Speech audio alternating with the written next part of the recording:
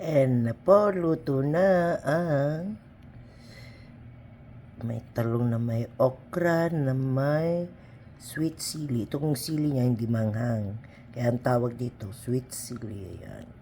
Kaya pinapapak-papak ko lang yan dito. Tapos nilagyan ko lang ito ng bagoong. Kap. Bagoong, suka. Tsaka talong. Yan. Tsaka okra. Sarap. Lagyan ko ng bawang, sibuyas. Ayan. Sarap. Ako lang kakain dito. Hindi ko makain ng asawa ko ng ganito. Kita nyo guys. Sarap ano. May talong, may okra. Sarap. Sarap yung bagoong niya.